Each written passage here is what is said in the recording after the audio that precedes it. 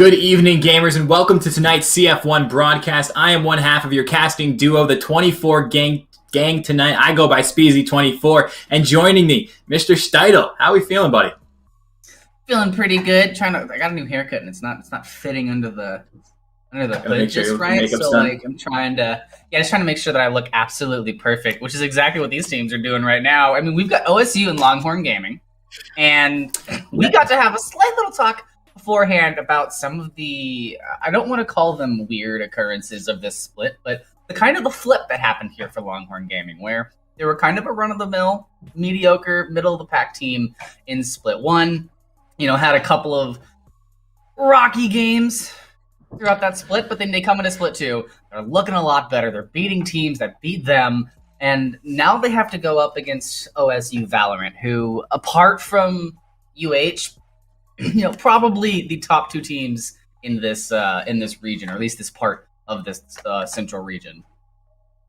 Yeah, and I think we absolutely have to call OSU what they are. They are that juggernaut. They are the top dog. I mean, if you take a look back at the December CF1 tournament, OSU were our champions. They have not dropped the map in quite some time. I believe they won 2-0 every single match this split. So they are looking to stay hot and stake their claim for the national champions later on down the line. But not only in CF1, OSU has done some pretty heavy things outside of the CF1 tournament. They've qualified for Red Bull Campus Clutch, and they've also just recently, I believe it was this weekend, beat UH Premier to reach the grand finals of a separate collegiate tournament. So OSU, they are playing some very, very consistent Valorant right now, and I'd be shocked if we don't see that again tonight.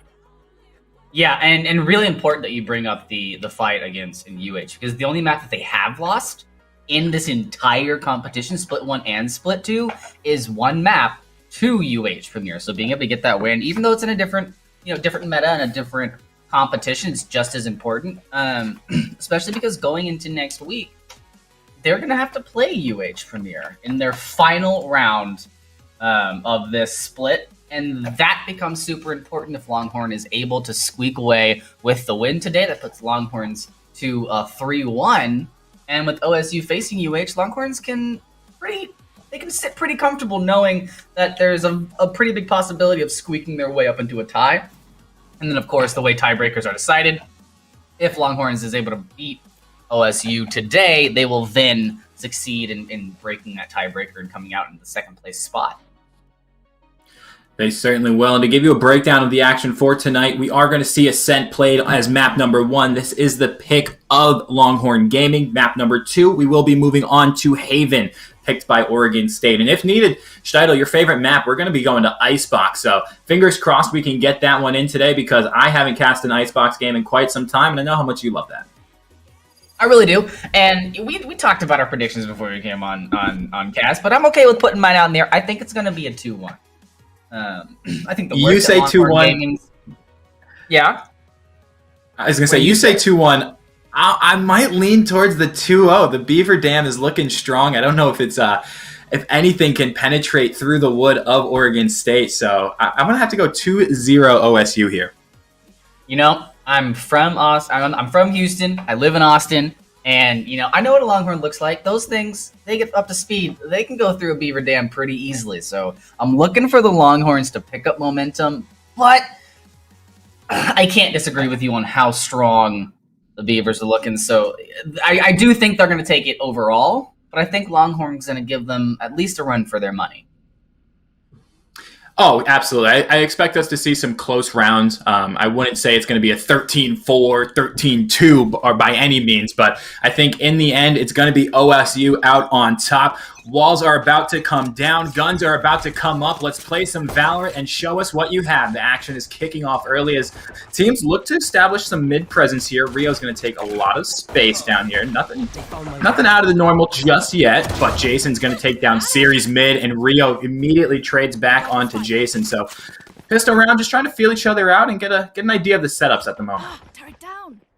And a little bit of a sloppy play. Coming out from Longhorn Gaming, able to secure that opening pick, but just completely turns away from mid, not giving any sort of respect towards who might still be in that area, and that's going to allow for OSU to give a little bit extra space on the defense. Look how Longhorn Gaming is corralled over here into B. They can't really rotate out unless they go for the long rotate through their own spawn. Whereas OSU, they really have to sit pretty, watch their angles.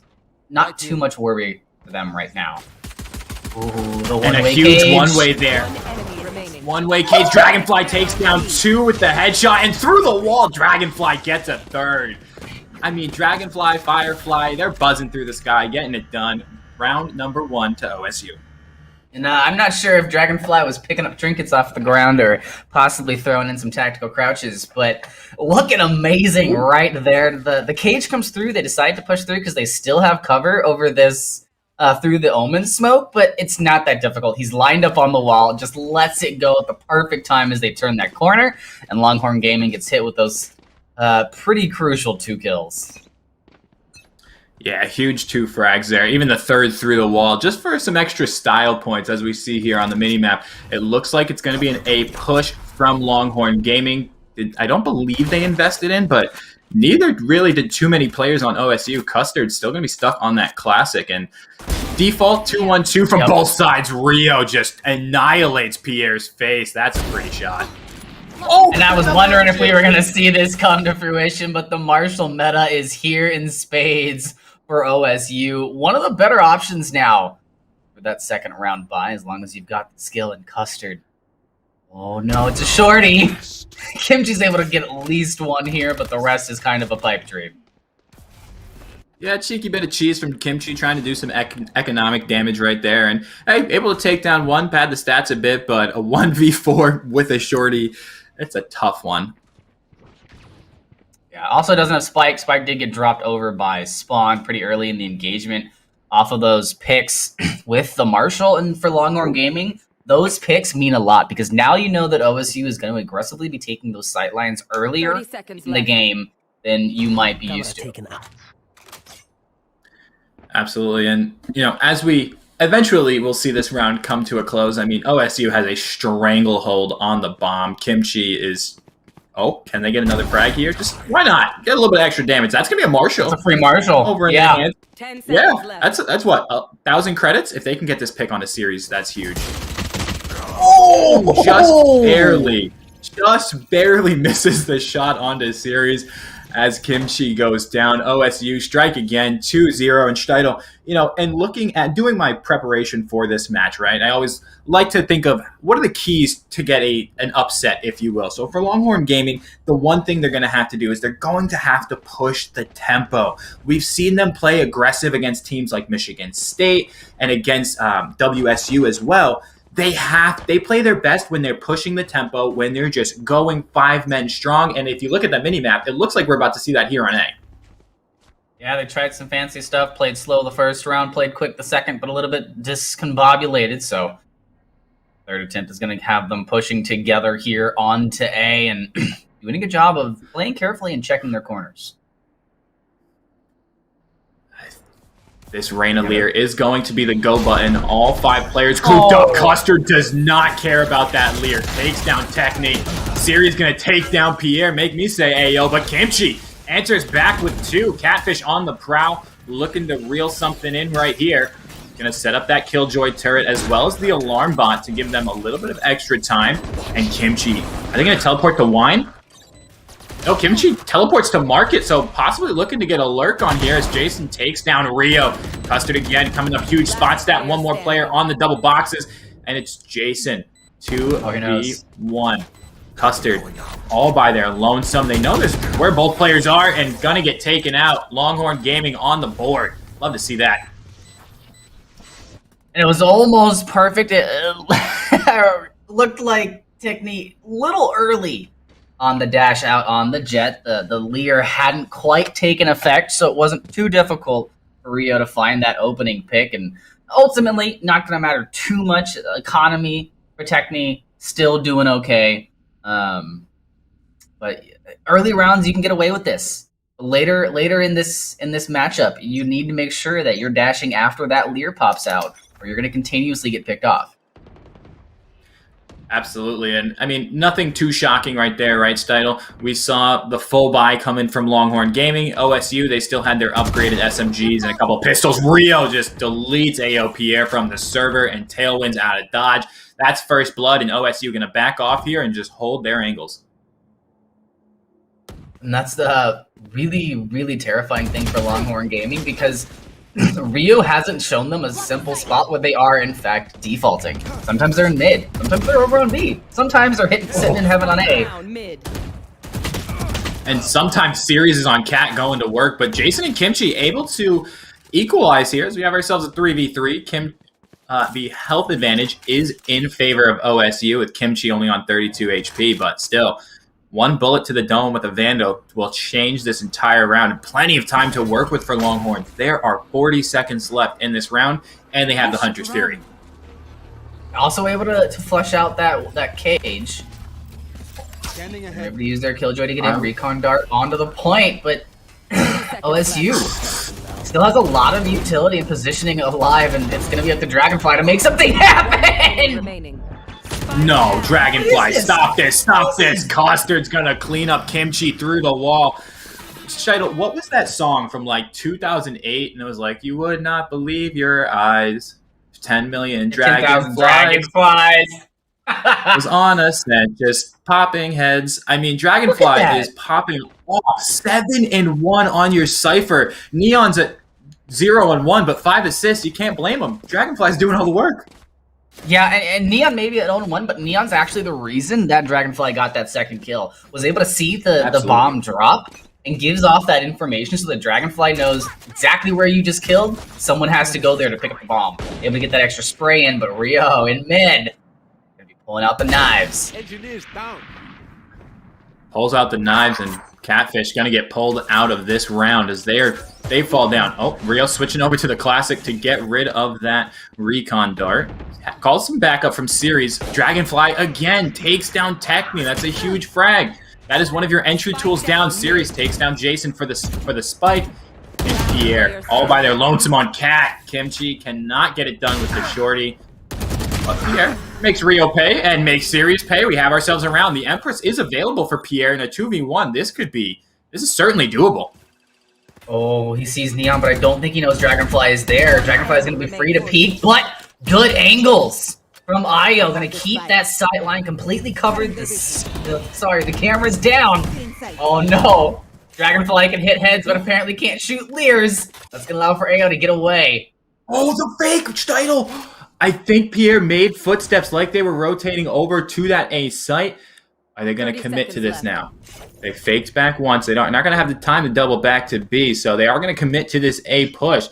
Plenty of time to get the spike planted, and Dragonfly, no utility left other than a camera if it recharges in time. Pierre's going to close the door, and it's a 1v1. Better player wins. All this without having to use the Empress. This is huge damage from Pierre. The camera will be up for Dragonfly coming into the next encounter. Oh, don't peek too quickly with the camera! Oh! And that's just going to be a little bit of a Valorant 101. Moving while having utility out and not your weapon is usually not the best play going into a site alone. Would have really liked to have seen Dragonfly commit that camera while still hidden by sight lines and cover and then approach onto the point, but goes for a very, very quick retake and does not pan out.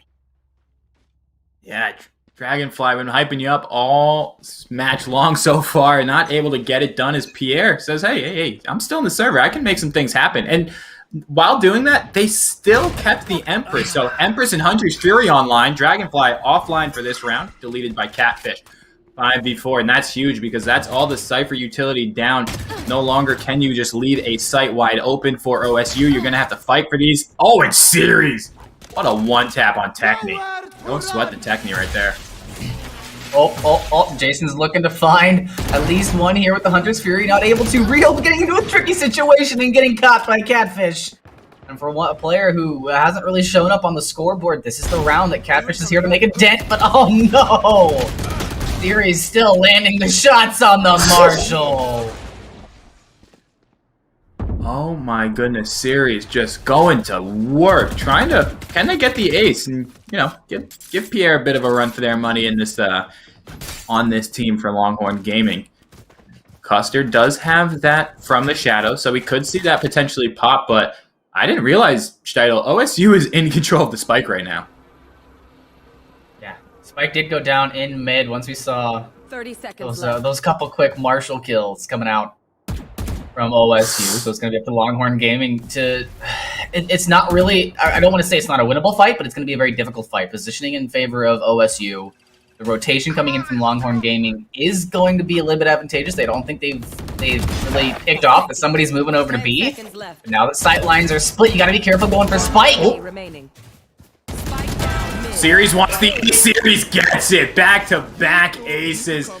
I mean, Steidl, these players, they're here to play. They want to just dominate the server. And we saw it from Pierre. We're seeing it from Series. This is back and forth. And you have to look at the way that these rounds go into effect. There's the tactical aspect of it, using your utility and everything. But then there's the defaults that are happening that aren't really being respected from Longhorn Gaming. Series over here on Catwalk in trees has been able to peek relatively safely with the help of Rio, but UT hasn't done anything to make him feel uncomfortable there on Catwalk. Oh, and the Odin spray down from Dragonfly. Are they going to be able to tag one? They've done significant damage to Catfish. Catfish falls below. I think they have about 25 HP, and that's going to be a bit of a misnomer for Longhorn Gaming, taking heavy damage. Rio takes down Techni. They know that they have a player trapped now. The fake teleport, Rio's not buying it. Patience is their friend, as Kimchi's going to be allowed out, but Rio just, what? Pierre had the angle from middle. Just absolutely takes Rio down. Series takes down Kimchi. Neon Jason, they're going to do the job. And Catfish, 23 HP. Michael Jordan will have to just completely take over Catfish's body for a clutch moment like this to happen. Is Michael Jordan good at Valorant? Michael Jordan is good at anything. You ever see that man gamble? That's fair. That's fair. Speaking of a gamble, I'd love to see Catfish take this. But very difficult. The aggressive sidelines coming out from OSU, you can see that the side of the map towards B, if there's any kind of rotation that wants to come through, it's not going to happen. Ooh. There goes the utility into a gun yet again, but that time not Series' fault. Catfish is taking the advantageous peek. You're seeing the rotations coming through now from OSU. Is Catfish really playing for economy here, trying to put some sort of dent into what OSU has been able to build up over the past 6 rounds? Because Longhorn Gaming is getting into dire straits. They're checking couch cushions right now. Yeah, they need those, what are those new air tags from Apple. Just locate the money, locate the wallet, something, because Longhorn Gaming not looking too hot just yet. And going back to keys for this match for Longhorns, one of the other notes that I had was you cannot trade rounds like this, right? Longhorn Gaming are going to strive when they have the weapon advantage and when they can put OSU on their back foot. And so far, they have not been able to do that. OSU is just snowballing like Frosty so far. I wonder if it's because Custard's on the team. You should run. See what I did there, Steidl? Custard, snowball, I see what you did there. I was trying. Laugh at it. It's fine. No one ever does. Oh, thank you. I'm laughing at Finally. that shot. Longhorn respecting the default from the Jet in mid and just giving away the space to give them a bit of false confidence. Are we going to see the rotate back? Pierre takes down Series. That's their second frag of the round. Can they get the third?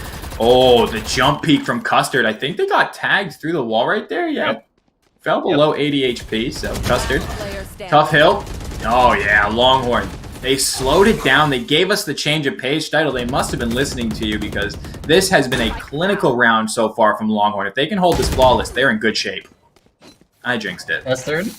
Still posing a threat, but at 12 health, it's going to take a little more than a sneeze to take him out of the fight. That's exactly what I want to see from Longhorn Gaming. They respected the default, and they decided to change how they approach the map based on that. So instead of holding very close to mid, peeking those angles, those fights have been won. There's only been 8 rounds, 7 rounds out of 8 pretty much. Those fights have been won in mid by OSU. Allow them to take that confidence, push aggressively, and play the receiver a little bit. Allow them to turn corners where when Rio walked into that area in the back of B, they had to check 3 different angles, giving Longhorn Gaming the advantage and able to pick up those picks. And they just continuously force those encounters. And continue to do that, you can walk away with the win, but it's a rough start. Certainly is. Run it back. Why does Jason have W to capture the orb? I'm so confused. We're going to have to interview him and ask that one. But who cares when they're getting the frag? 2v3. Empress is available, but Rio takes Catfish offline. Pierre, ego check? No good. Custard going to solidify round number 6 for OSU, guaranteeing themselves at least a tie scoreline moving into halftime. At least. And I'd like to see Longhorn Gaming take this respect of the defaults a little bit further into the next round. I'm not too big of a fan of splitting the group, except how they're doing it right now. The 4-1 split, putting the Killjoy over onto the opposite site, I'm completely okay with. Just need them to play slow. Let the Sova gather some information. We haven't really been able to see Jason contribute on the information side as much as I'd like. Speaking of, we will be seeing them trying to gather some information as Custard with that double teleport. As 4 players from Longhorn Gaming looking to go on to A main. This could be a quick execute. Once this Rainalier from Pierre goes out, I would be shocked if we don't see them push onto site. And it looks like OSU are more than happy to give this away and play retake. Yeah, OSU is very comfortable in where they're positioned. They had some fun with their aggression, but got punished for it, so they've tossed that into the fire and went back to their passive play. They know that they're winning a lot of these 1v1 gunfights, so when you play for the retake, that's something you can rely on. Ooh. Usually. Hunter's Fury gets popped. Oh, and Kimchi pops Custard, so Neon not able to find anything with that Hunter's Fury. Dragonfly on the Odin, spraying it down. Can they? Yes, they find Jason on boxes as well. Rio not able to get anything done with the Blade Storm, but it doesn't matter when Dragonfly go burr. They know where Techni is. They're going to start this defuse. Oh, and Rio takes down Techni. Or excuse me, Techni takes down Rio and Neon for the final frag of the round. I mean, again, that's one of those rounds you have to chalk up to just Dragonfly doing Dragonfly things. I think they got, what, 4 with the Odin in that round? Yeah. 1 in trees, 1 on the top of the box, 1 in hell. And they helped out as well with and the number over by generator, yeah, on the defuse. So, I mean, again, OSU playing extremely well so far. Longhorn, we would like to see them Steitel. If you were in the coach, if you were the coach in Longhorn, other than respecting the defaults, what else can we see them do to kind of just change their approach? Because again, we're seeing this five-player stack on A long. Well, I like this right here. I like Techni getting extremely aggressive because they've been kind of forced into OSU's pacing. And as we talked, Longhorn Gaming is a team that succeeds when they're able to push the pace and change the tempo to their favor. Now, they're going to lose Techni on the way in, but that's not necessarily dire straits, but IO going down makes it difficult for them to contest here. Oh, Neural Theft going to go out and give OSU a bit of information, and information that Dragonfly is, again, going to use and just decimate Longhorn Gaming 8-3. This is, I hate to say it, but this is just clinical from OSU. Yeah, I'd say it's running away with them, but I think it's Dragonflying away with them. I don't want to have to put you in timeout like I do to Beanies. I need someone give me the money jar. I need to put $1 in. That was bad. Well, you can Cash App or Venmo me. I'll take that. PayPal. You have my PayPal. You can PayPal me $1 for that one. I'll take it. Yeah, just keep checking for it. Just keep checking for it. Okay, cool. Hey, I did buy you a skin one time. I'm good for it. You know that. But speaking of being good for it, Neon, 10 assists already in the first half on this Sova. That's huge. And you see, 2 and 5, you want to flame your teammate, but you can't. 10 assists, that's massive, even on a champion like Sova, whose whole job is to get that recon. So, oh my goodness, a massive dart from Neon. Gonna get shut down though, and Dragonfly gets tagged down to 70 HP. Cannot dodge out on the Hunter's Fury as Jason gonna clear this B site. Killjoy lockdown gets 1. I believe that's gonna be the Jet and Market. This could be a bait. Yes, it is. Just a little bit, but Rio's gonna have some positions.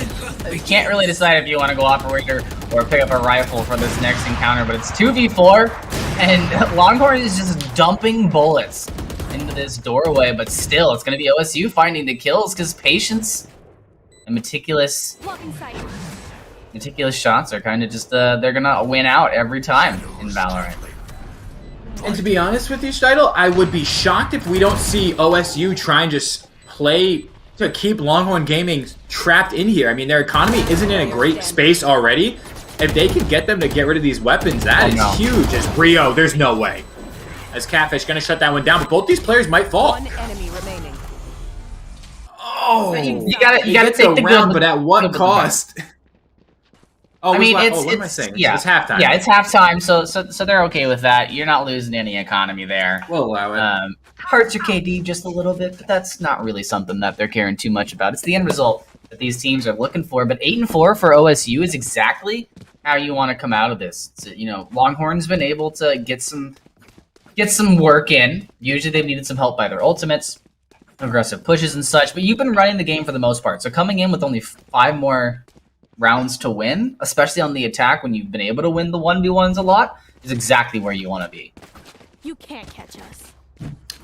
Yeah, I mean, talking about places where you want to be right now, OSU, they want to be in their new student center with a beautiful esports facility. Steidel, I don't know if you've had a chance to see this on Twitter, but it is stunning. I'm going to take a look at that. Oh, speaking of stunning! Speaking of stunning, Kimchi, Stone Cold Stunner, grabs the Frenzy. Can they get another? Yes, they can. Frenzy and Kimchi. It's a match made in heaven. Make it 4, Kimchi. Go on, son. Jason's going to steal it, but you'll take that if you're Longhorn Gaming. That's huge. Not as big as this round, though. The first pistol round is always a bit of a, it's okay, you guys won that. The question is, can they take this econ round and really start to drive it home? You need to get an advantage over OSU early. You can't give them any time or space to build up their economy or to get their strats onto the field.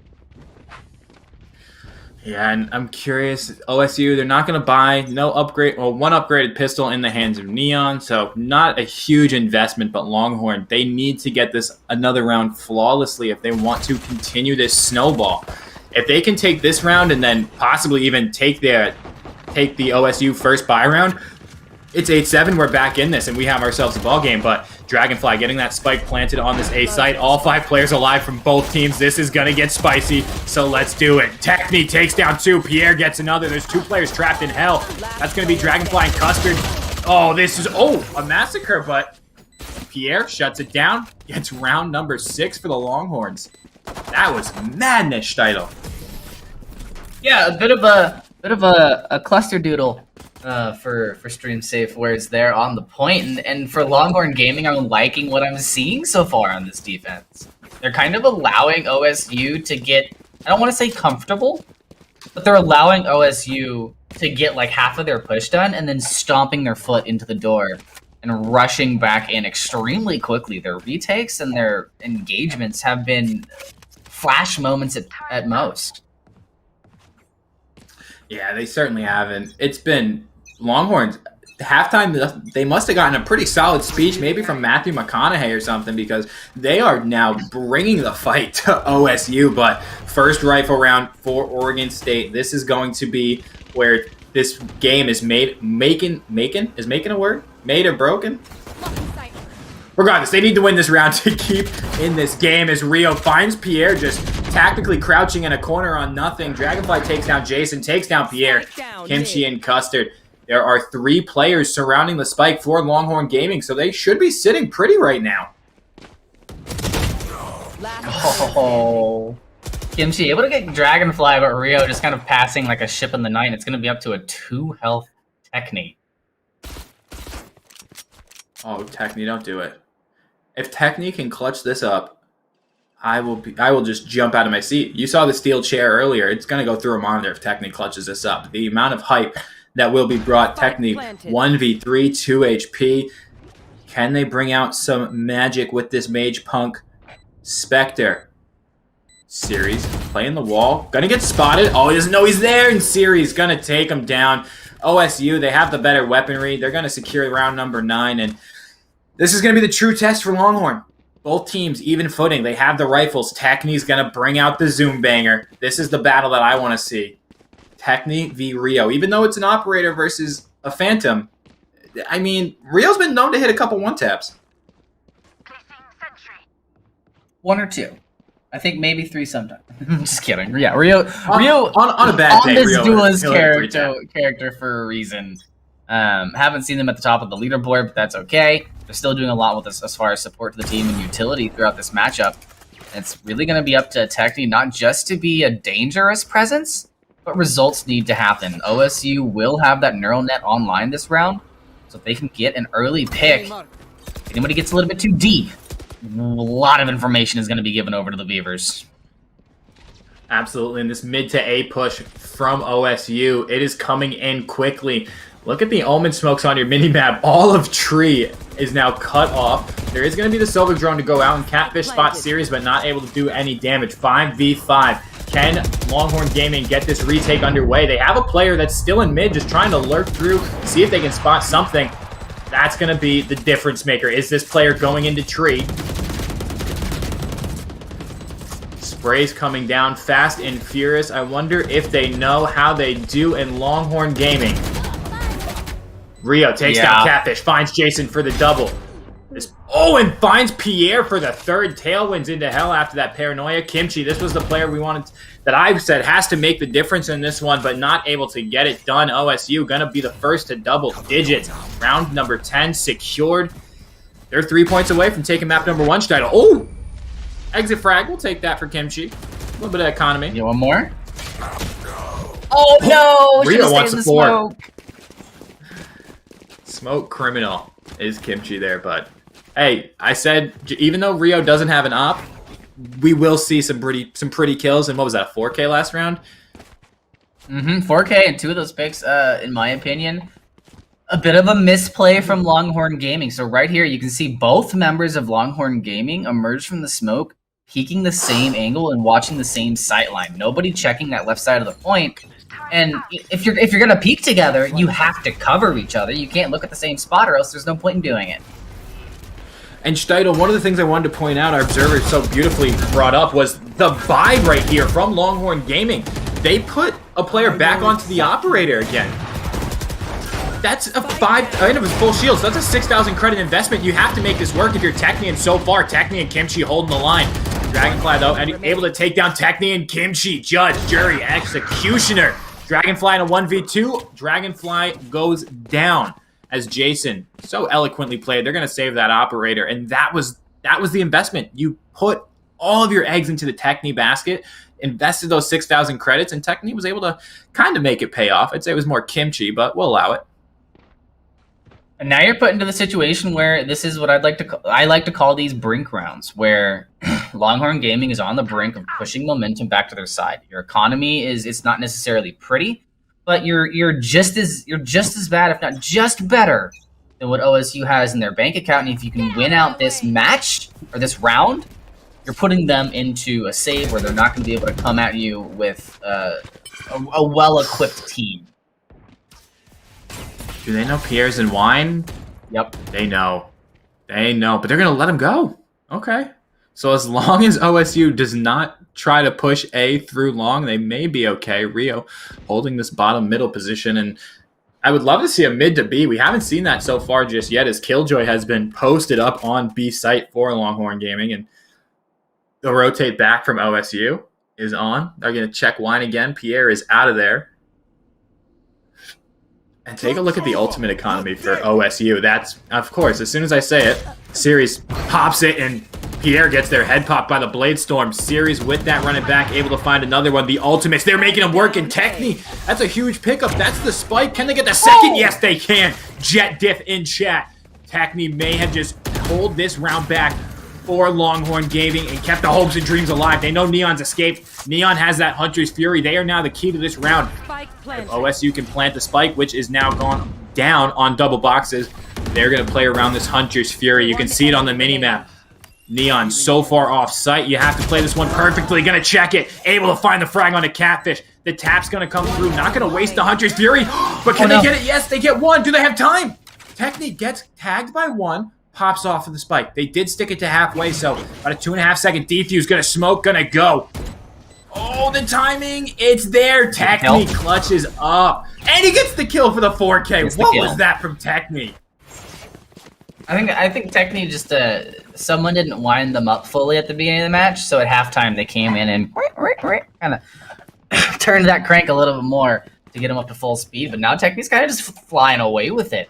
And what I like about what we saw there from Longhorn Gaming is that they didn't take the bite. You know, they didn't. That shock dart comes out into wine. Suddenly the information goes, there's people here on A long, and then you realize they leave. You get presence in mid. You don't have information on that presence in mid, but you decide not to take the full rotate. You keep your presence on A, so when they come in to go for it, it's not a free sight. They have to give up utility. They have to take shots and take a little bit of a dent to their player field, if you will. Technique already has Blade Storm again. We saw them use that, what, a round ago? 4K? Yeah, that my math adds up. 4 last round, won this round, make it a second. Technique is popping off in this second half. They have come alive, and they are looking to wrangle in the Beavers of OSU. Neon with that Sheriff. Going to take down Jason. Technique. Going to double back. See if they can protect this B site. 4v3 and ultimates. Almost everyone on Longhorn Gaming has theirs. It's going to be Custard with that from the shadows as the only player on OSU with their ultimate. Neon finds Catfish. Getting a little too aggressive onto this B site.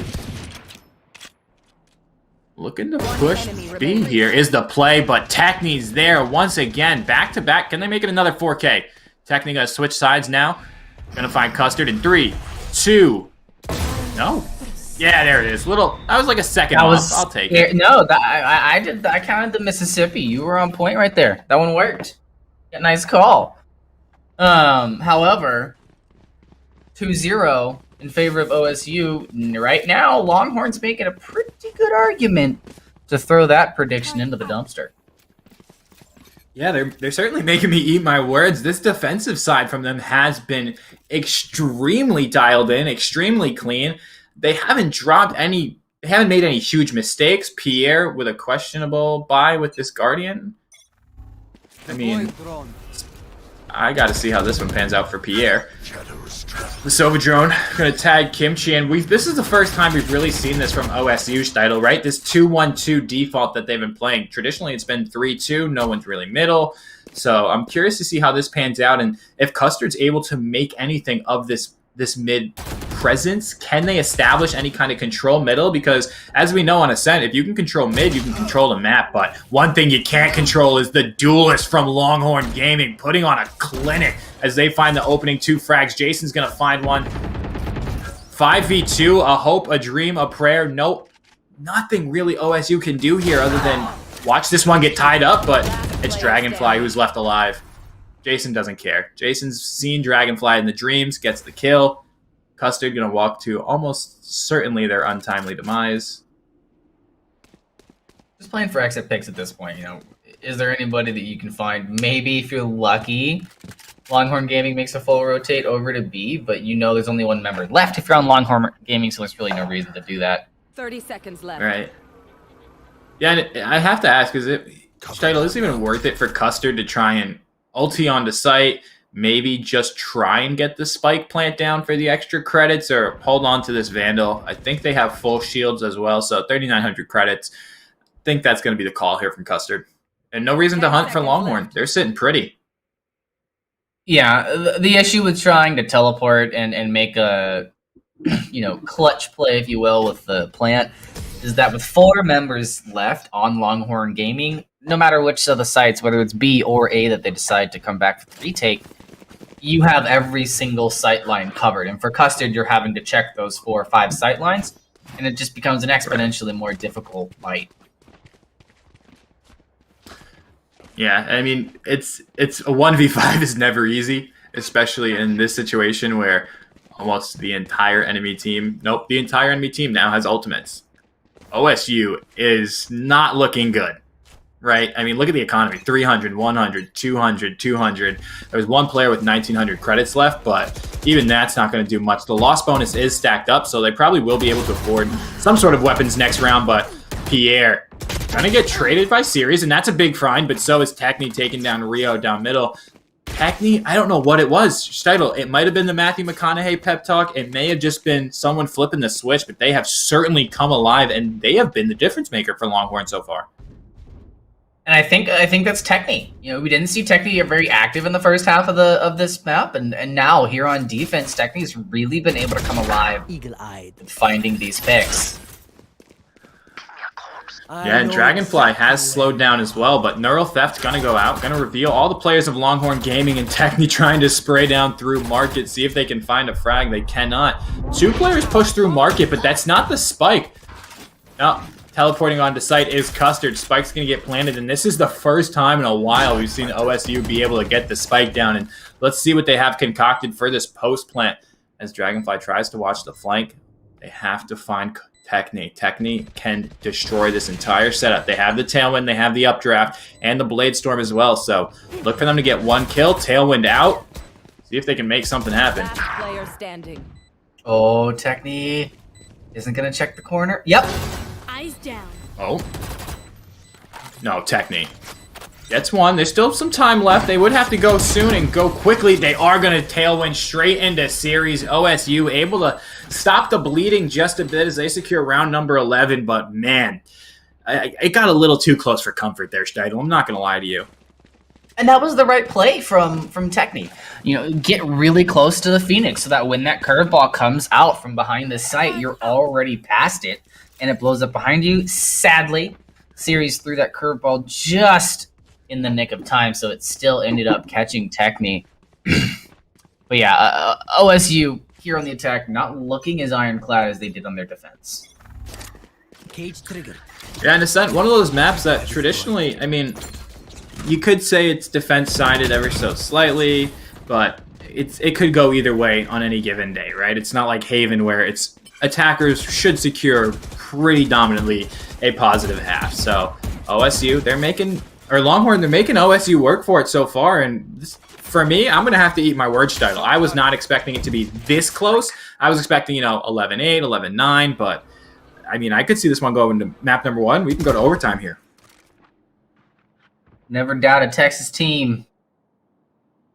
What about Texas that's football? my motto. We don't have to talk about actual sports. That's okay. Standing ahead. What about the Houston Outlaws? Are they having a good year this year? 4-0, baby. Oh, okay. Killing it. Respect that. Annie up. I'm more of a Fuel Speaking fan of Annie myself up. for the Dallas Empire.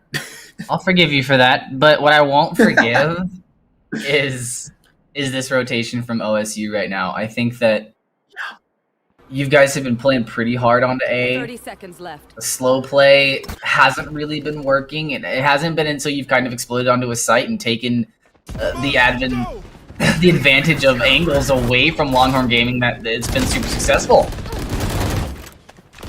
Rio, though, makes the Bulldog bark a bit, gonna upgrade to that Phantom. Spike is gonna get planted, but Custard, do they get tagged by the Shock Dart? No. Defender Killjoy, Lockdown is out. Neon, I think, is gonna pop that Hunter's Fury to destroy the Lockdown. They don't know Jason's on site. Nope. They will, though. Oh, doesn't get tagged by the Recon Dart. Nope, Neon knows. Through the wall, tags him up. Rio gonna take down Jason and bring us to map point. Match point. 13-10. I mean, OSU, they've gotten to the finish line, but can they secure it now? Look at the economy for Longhorn Gaming. They're gonna have to force up here, knowing this could be the final count round. See what I did there again? Are we just making bad puns all night, Steitel? We can go for it. That's 3 now on the board. I'll keep count. I think Beanies would be proud. I do too. However, pride going over to OSU in this matchup so far. Longhorn Gaming, I think you need to be able to really enable these initial picks. You can force OSU into a 4v5, then you can just play super slowly. Just like that. Oh, Jason. Jason gonna open it up, and they do have that Hunter's Fury. So if you have an ultimate this round on the side of Longhorn, you want to make sure you use it, because there's no worse feeling than having an ultimate that could be the difference maker in a round and dying with it up, especially on the last, what could be the last round. So I'd be shocked if we don't see the Hunter's Fury and the Blade Storm come out. Both teams kind of jockeying for position here, though. It's Custard, again, looking to establish that mid control. Just trying to get some information is Kimchi with that from the shadows. Again, that's one of those plays where if you got it, why not use it? 50 seconds, so plenty of time to go either direction for OSU.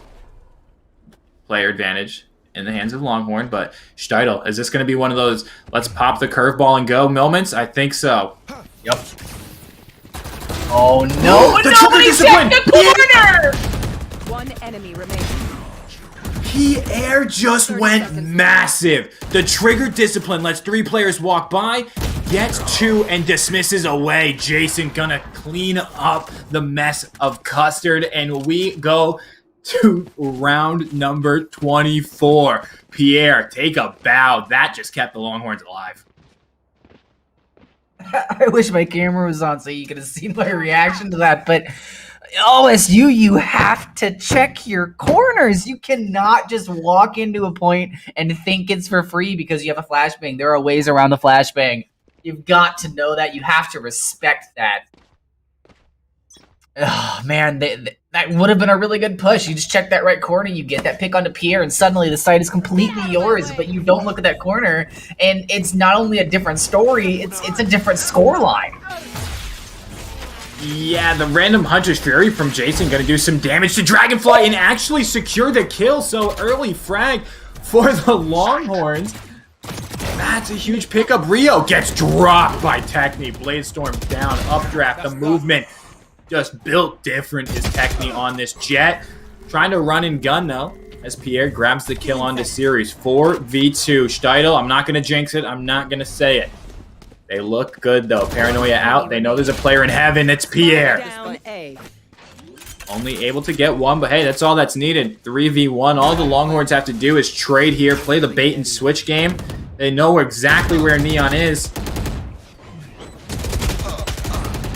And Neon gonna fall. Steidl, we go to overtime.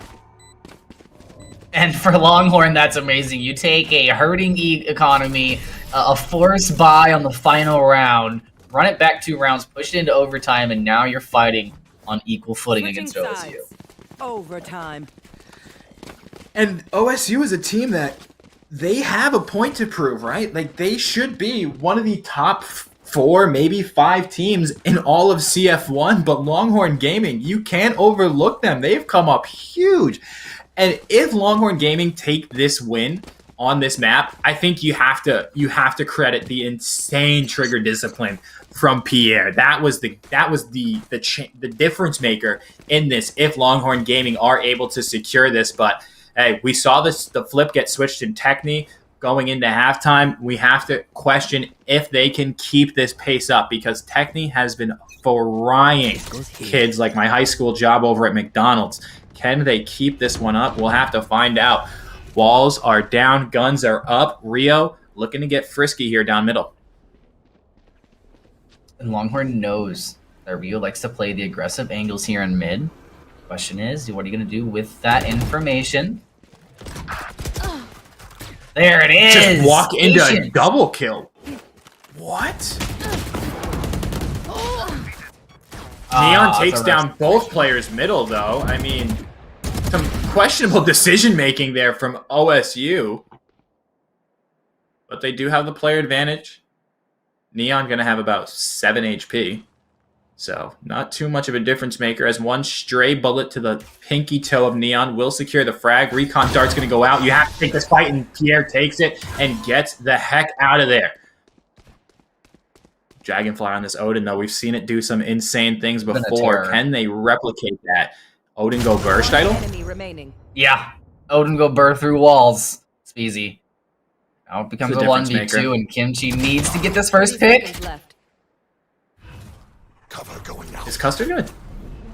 You have to... Oh, Paranoia out, but completely misses. Dragonfly gonna continue to spray down middle. Custard could teleport up somewhere here. If you let Dragonfly shoot, Custard gonna hit this TP.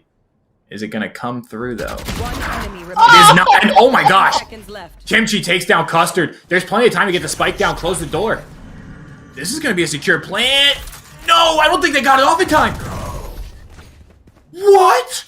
Dragonfly shows up when it counts. It's questionable if they get the spike down in time, but oh, that was too close for comfort if you're an OSU fan. You know that Dragonfly has the Odin. You know that door is not made of the strongest metal. I feel like in that instance, you have to walk yourself a little bit further down the generator, a little bit further into sight for the plant. Give yourself some extra buffer there, so that it gives you time to not only get off the plant. You have to see the replay on how much time that spike started to get initiated with, but Kimchi gonna take down Series and OSU looking to push the pace through the smoke. Pierre finds one. 5v3 situation. Custard tries to, or excuse me, Kimchi tried to be the smoke criminal, gets shut down, locked up, and the key is thrown away for this round. No ultimates online for either team. I don't think any player is even relatively close, given that it is overtime.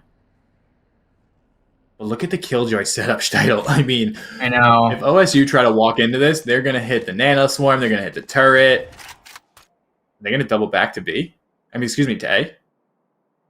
I think they're trying to find some picks. They've kind of left their presence unknown at A and moved over to B, and they're hoping that someone from Longhorn Gaming is going to make a rotation through mid if possible. Longhorn Gaming, however, not giving up A. They've just decided to go ahead and hit the even split. Location's been revealed. Dragonfly now in a tight spot, and Pierre from below! Is there such thing as a bottom turnbuckle? Because I'm pretty sure that's what Pierre just came through with, but Neon shocks the world, hits the shock dart, fakes the spike plant, back up behind generator. Jason does not care. We go again, double overtime. Whew, Steidl. If this is how the rest of the series is going to play out, buckle up. Get your parkas out, because I think we might be going to Icebox. I brought a sleeping bag. It's all right. I'm ready for it. Make myself a little fire, have some s'mores. Oh, we got s'mores? I got s'mores. We can use the hot hands from Series to, you know, roast those marshmallows a bit. I'm on board with this idea. Yeah, I like that. I just have to get my permission slip signed. You didn't get your... Oh. There you have it, ladies and gentlemen. Speezy24. Field trip amateur. But Series is a pro! What a shot! Those 2 kills! It looks like we're going to keep this rolling on the defensive wins in overtime. And, I mean, you got to give credit to Series for hitting those shots, but also credit goes to Custard for setting their teammate up for success. That one way just gave Series the freest kills you've ever seen. Techni tries to do some tactical crouching, but gets punished for it. Series finds a third. Rio finds their first of this round, and it's Kimchi trying to ferment, letting it sit. Can they find something here? It doesn't get spotted by that recon dart. There's no way, Steidl, right? There is a way. Where there's a will, there's a way. The question is it probable? Kimchi has shown us that the aim is there, the skill also there. However, going up against 5 people, I mean, OSU's not taking very many angles against Kimchi, so this is still a winnable fight. Oh, they just passed each other with no idea. It's like the Titanic and the iceberg. Series being the iceberg because you can't avoid it. 4 for Series. OSU again. We will see them take map point. Can they capitalize on this one, though? I mean, look at the scoreboard. There's no one that's really dominating or carrying for either team. You can make the argument, sure, Series hasn't pulled their weight, but look all the way over. 14 assists. That's a triple-double in my book. Neon, you get the pass. We love to see that, being the ultimate team player. And Steidl, as much as I hate to say it, and I think it's a bad investment, if you're Techni right now, do you bring out the operator? The shot's been hot. Just lock down the middle of the map and let him work. I think you do. The glass cannon here, I think, is an okay move. The Odin through the wall. You gotta remember, bullet penetration works both ways. This is true. Recon Dart gonna go out. Doesn't get a tag, but they find Jason's big toe. 40 HP. Rio up and over the house. Gets destroyed by Jason. So there are 2 players here from Longhorn Gaming on site. Dragonfly, what? Just snaps onto Techni's head. 8 significant damage first. 4v2. OSU looking to close this one out.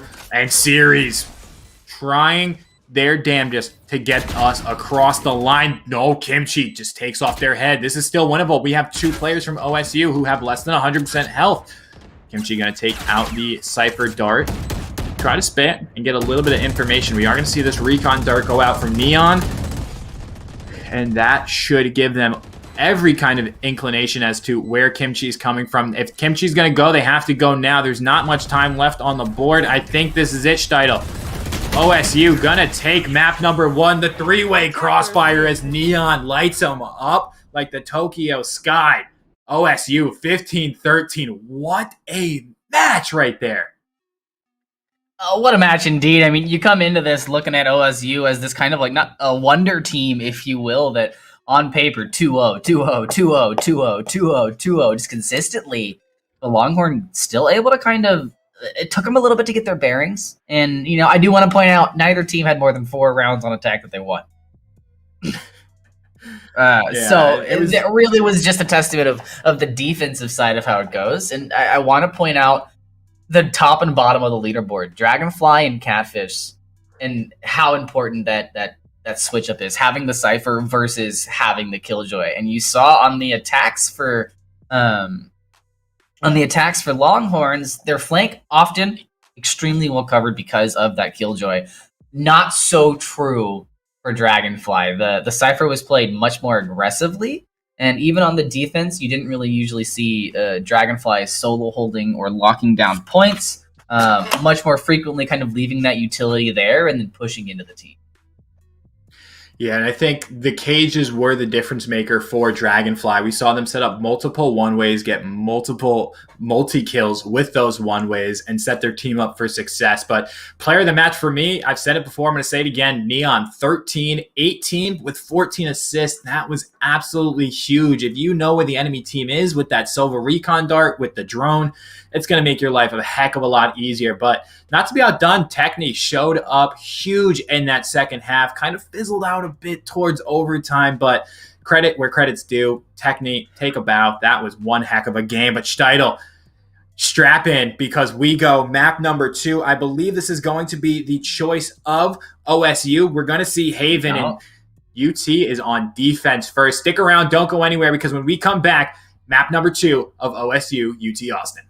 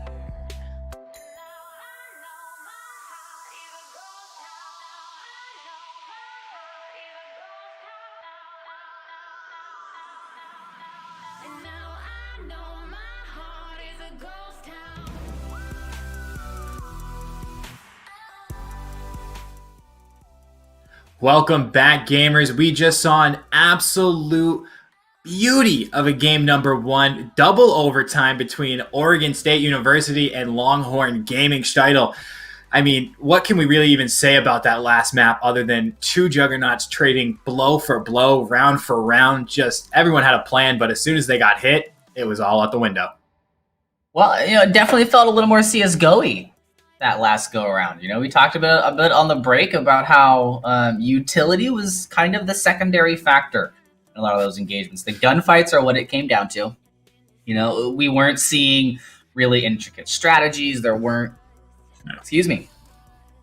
bait and switches. There wasn't a lot of really, the executes were pretty much let me put out a smoke and then let's all run together and kill the enemy team. Yep. I mean, I'm not knocking it. It worked. Both teams were successful with doing this, and obviously they're still in this competition, so they're doing something right.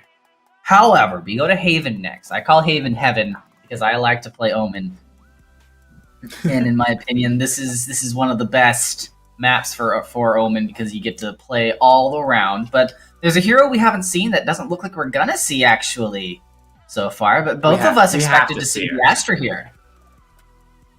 Yeah, I mean, she allows so much utility on a map as big as Haven. It can be the world of a difference, but it looks like the teams here are electing to stay with comforters. I don't think there is a single change yet. There's not one from OSU. I don't think we're going to see one from Longhorn Gaming either. But Steitel, last map I talked about, what are the keys for Longhorn Gaming? And one of my keys that I brought up was Techni has to win the jet battle. We saw them start to do it in the second half. First half, it was kind of Rio dominating. But a map like Haven, we're going to see op v op. We're going to see the boomsticks come out. And one of these two is going to have to step up and hit those shots for their team. So that's my key for this game. Whoever wins the op and the jet battle is going to win the map. But I know if we do happen to see a Longhorn Gaming victory, we will be seeing your favorite icebox next. So, Steitel, anything that Longhorn Gaming can do in your mind to push them to that map number 3? Information. That first map that you just played, like I just said, gunfights. Now, you're moving on to a larger map.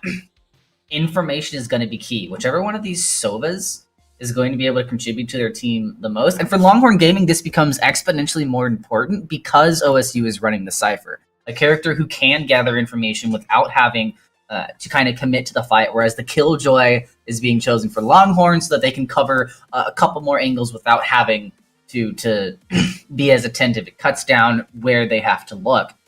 But it does reduce how much you learn about the enemy team during these rounds, and where they're positioning, who is where on the map, are some of the most important things in Valorant when it comes to figuring out where do you want to put one person, where do you want to put two people, do you want somebody in garage or do you need two people in sewers? That kind of results only come from gathering information. Yeah, and we talk about gathering information. When you talk about agent select, it's the Astra. Another agent I'm kind of shocked we didn't see, possibly even hovered here, is the Sky. Sky and Sova has been such a great combination throughout VCT in all regions, not only EU and Brazil, but we've seen a couple of them in NA. It's something that one of the casters, Veli, just harps on, is how valuable having that Trailblazer from Sky, also having the Sova drone, just be able to passively gain information. Like you're spending what, 300, 400 credits maximum to find out where there's at least one player and push that advantage. So again, I think it's a matter of, especially for Longhorns, playing what they're comfortable on. This is by no means a bad comp, but should Kimchi go down, the only smokes they have are going to be 4 seconds in. The walls are down. The guns are up. Steitel, we go again. Map number 2 between Longhorn Gaming and Oregon State. We're getting off quickly as Series takes down Catfish already, and this onslaught goes to C-Site. Trades are coming in, and OSU comes out with the upper hand, but Kimchi brings us back into a 3-on-3 situation. A quick lurk from Pierre. Able to get one. Gets the heal, but only able to heal themselves to 56%. That could come back to bite him. Oh. And Series gets caught on the wall. Pierre's got plenty of time to work with. Tries to clear a site, gets one, gets the heal off, but Rio answers. And OSU gonna get round number 1 on the board. They already have map number 1 on the board, and Rio starting off strong in this jet battle. And I like that Longhorn Gaming, I like that OSU right out the bat was just decided to say press W.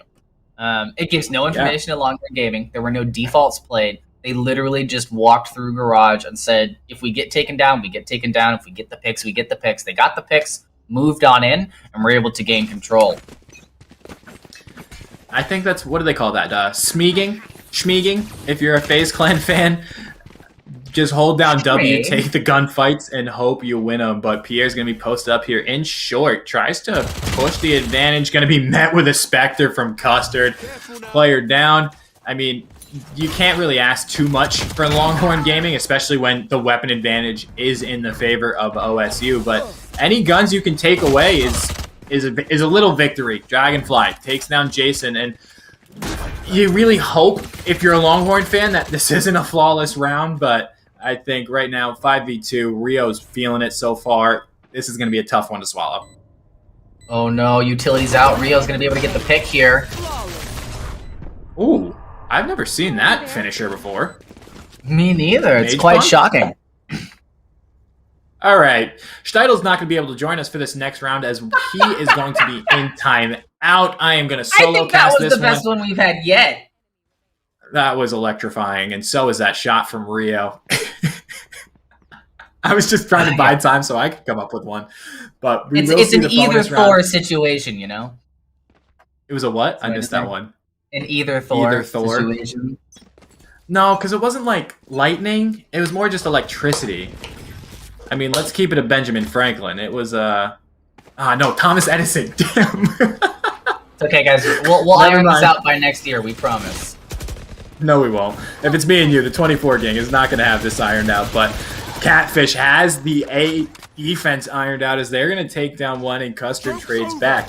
So Techne and Pierre are left to hold this by themselves. But round number 3, we have a run it back already being popped. Streidel, during the break, we talked about how we didn't see any run it backs have a major impact. But so far, round number 3, Series is making that run it back count already.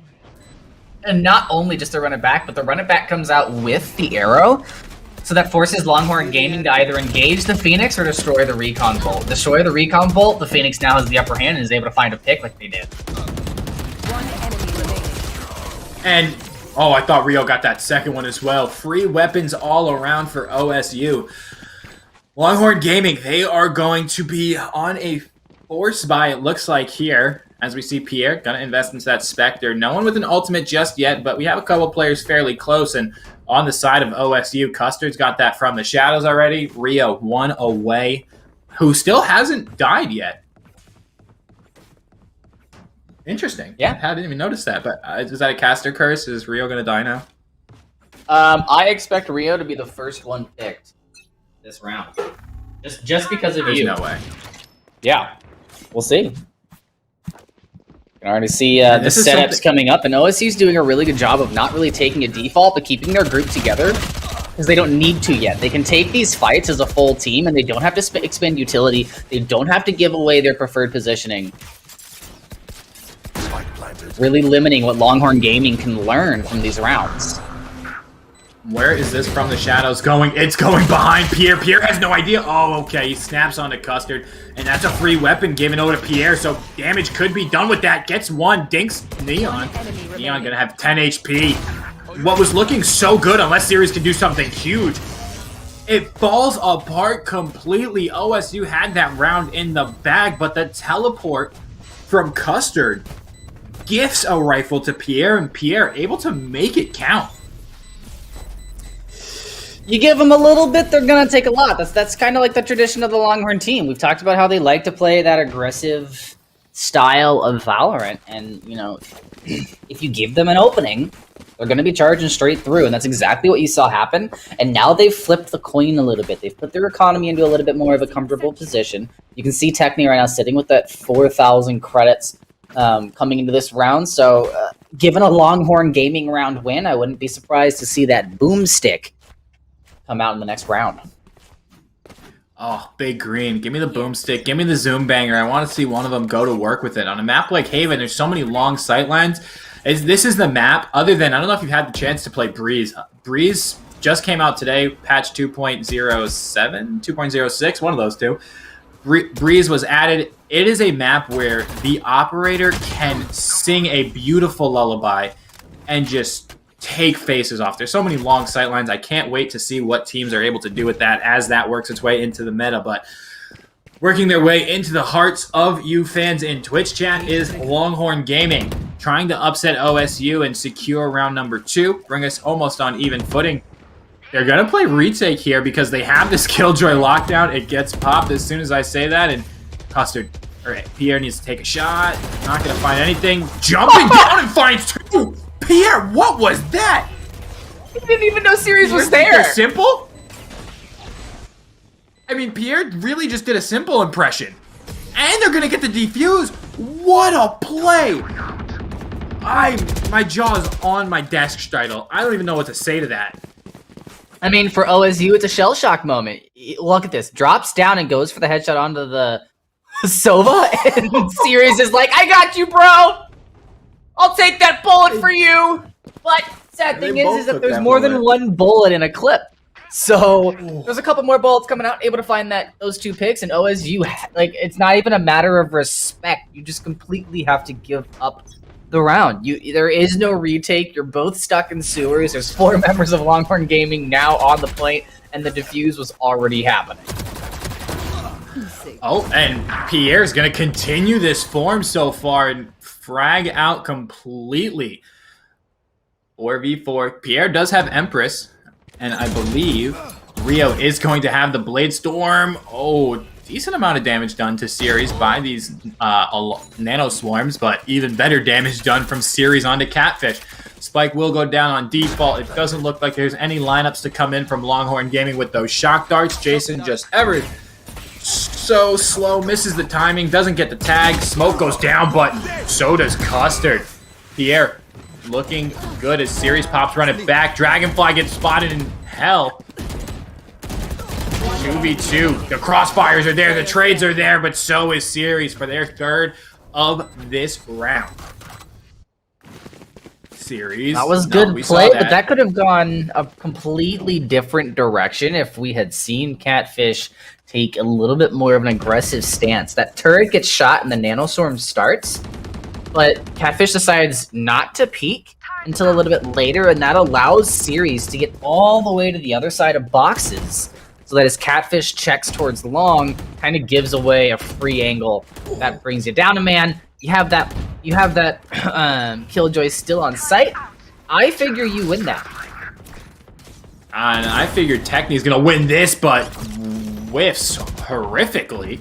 Does Techni? I think they gave it a shot with that. I think they took a shot. Saw the camera.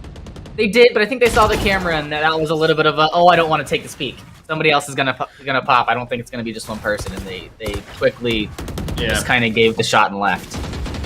That's why I'm in Silver 3, and these players are playing for CF1 Championships title. I would have sat there, took the shot, probably hit it, and then immediately deleted.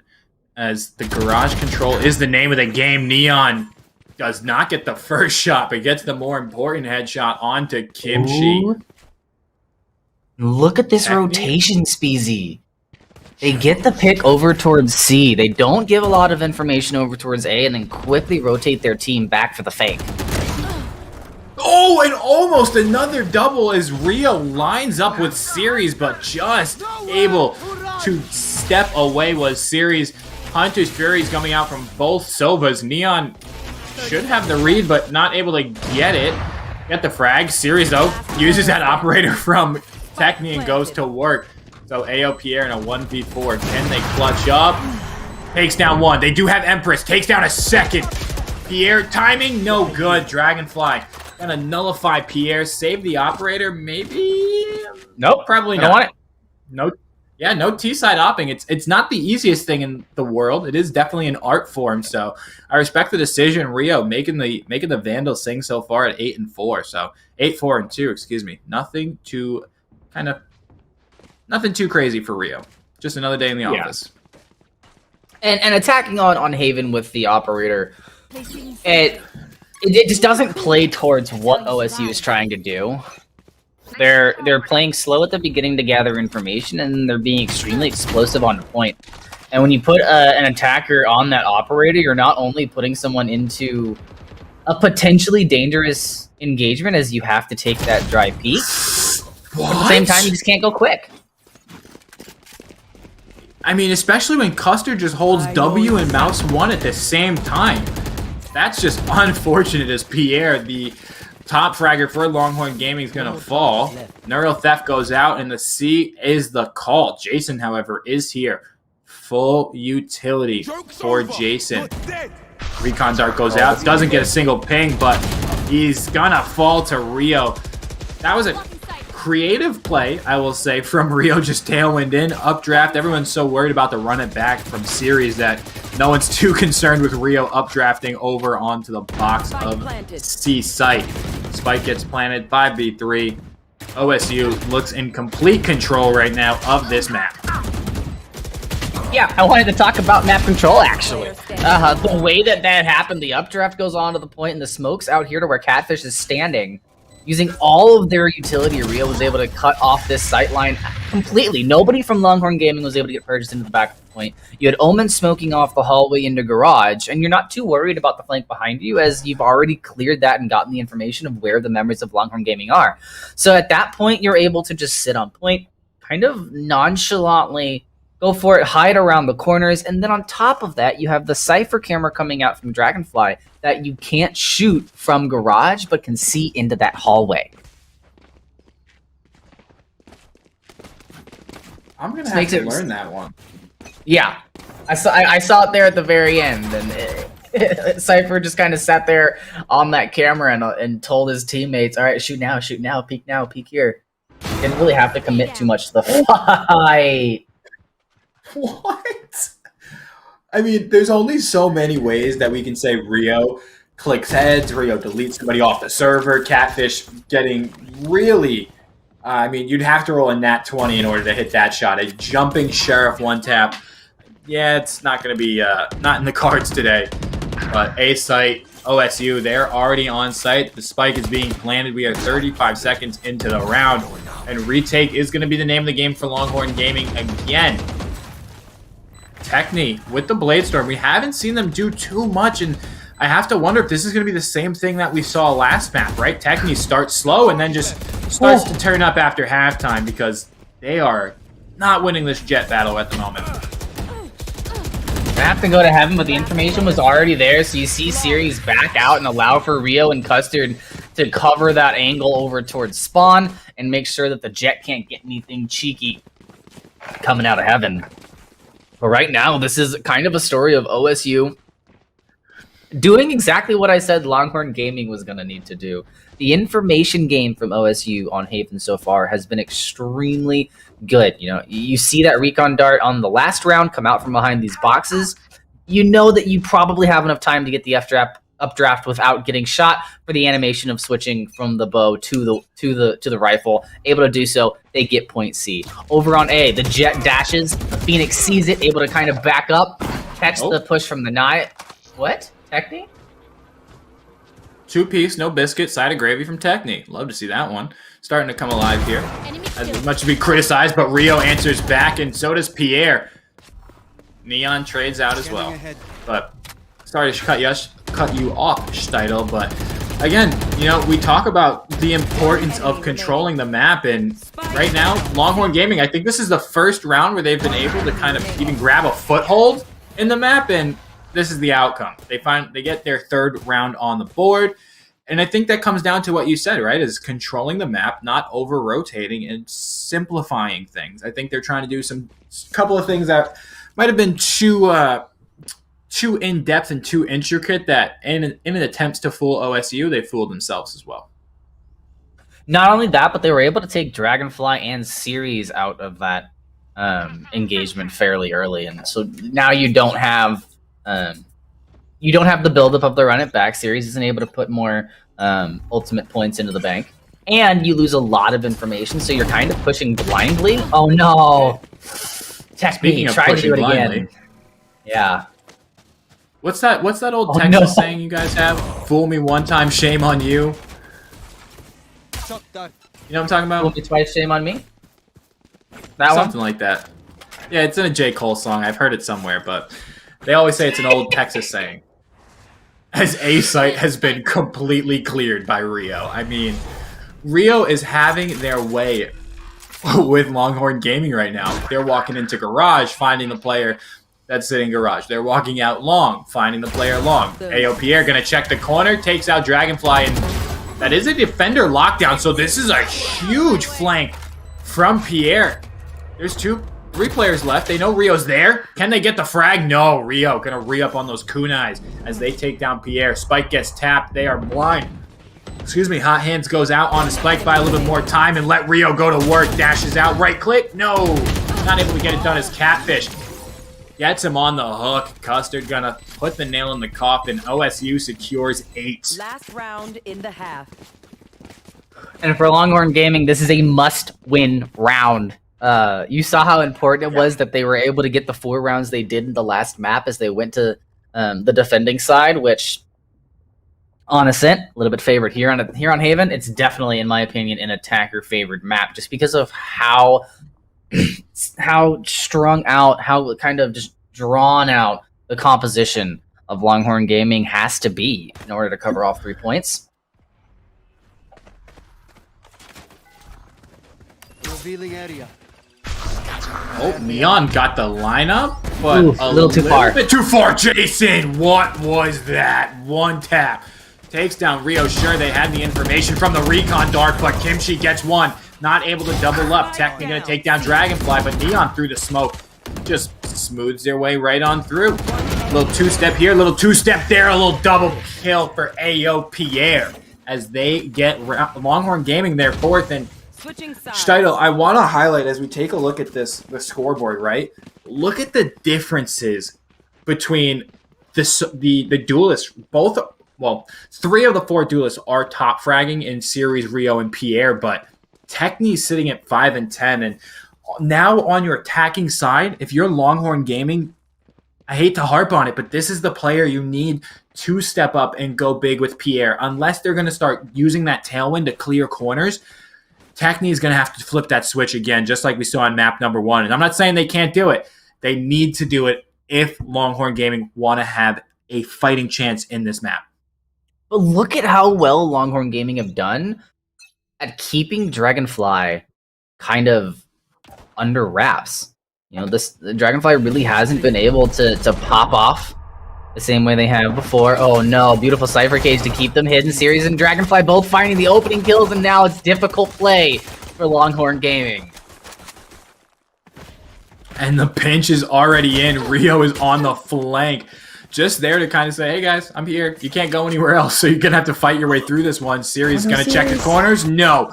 Gets popped by a right click from Pierre. So there is almost an out. If they can take the player down on long, this comes down to Jason and Pierre. That's long opened up. They can go now. But look at Rio. They know they have to cross. They made the move into garage. If they can take down Jason, that's the spike. And Dragonfly from long range with the frenzy. Spraying it down. Gets the frag. Rio, they know they have spike down. They need to double peek Kimchi. They're going to do it. Dragonfly v. Pierre. Pierre v. Dragonfly. Who's going to win this battle? There's still plenty of time left for Pierre to get across the map and get the heck out of there, but they're going to play it safe and just plant behind C. Camera is up, but doesn't matter. Pierre knocks down Dragonfly. And yes, Longhorn Gaming on the board. And the all-important pistol. Are they going to invest in this next round, Steidel? So far, it looks like yes. Definitely. I don't think you have the opportunity, or you don't have the option to not invest into this next round. I mean, 4 rounds and OSU's knocking on the doorstep of the entire match. This is not a map that is up for grabs. It's the entirety of the engagement. You don't want to give OSU another 2-0. You need to put yourself back on the map, find yourself a pick, and take this to Icebox. I know you want to see Icebox. That recon dart was huge. I think it tagged 2 players, if I'm not mistaken. Oh, Shorty on top of the box. He didn't see Real. The drone didn't see Real. Oh, he missed. Oh, Rio missed. That's a huge frag to miss, but Pierre tries to get some trigger discipline, finds two. Custard? Hope? A dream? McDonald's does not have an ice cream machine. Custard's gonna get the... Nope. Oh, Custard can't spray it down with the frenzy. Yep. Frozen Custard, frozen PC. We'll chalk it up to the ice cream machine's broken on that one. And Longhorn Gaming, Steitel, I wouldn't say we counted them out, but they answered back. This is now their third straight round. I said they'd take a map. I firmly believe that Longhorn Gaming have what it takes to take a map. I knew this was going to be a close matchup. And I do like what we're seeing from Longhorn Gaming, how on these second halves, they're coming out extremely strong, but you can't keep giving up 8 rounds to start and fighting back. It's a position where it's not only that you're not guaranteed to win, but you're almost pushing yourself to the brink of where you're going and fighting a fight on the streets and then stepping into the UFC ring. You know, you have to come in 100%. Absolutely, and they're looking to execute here with 100% of their team. We haven't seen it too many times from Longhorn Gaming. OSU, I think we saw it 4 or 5 rounds where they were executing, getting spiked down with 5 players still alive. So stay alive is the name of the game for the Longhorns. I believe Pierre is going to have the Empress available. So if they need an opening, have Pierre pop the Empress, throw the Lear out, and go frag. It's that, what's that? It's like 10's go kill strategy that Sentinels run, except it's Pierre go kill. Oh, Pierre got the sight line, but the rifle for Dragonfly is going to take it. And Longhorn Gaming has information on where a couple members for OSU are, but OSU is playing extremely coy this round and not giving away positions. Yeah, I wonder if UT start to think something's getting a little fishy, and they do. Both players are blinded. They line up. Series gets a 3K, and it's going to be Jason all by their lonesome. They know Dragonfly's here, but they don't know. Oh, Custard gets destroyed, picks up the judge, and goes to work. What was that? Jason goes huge. 8 HP. Just get the spike down, get the extra credits. They know that's the game plan.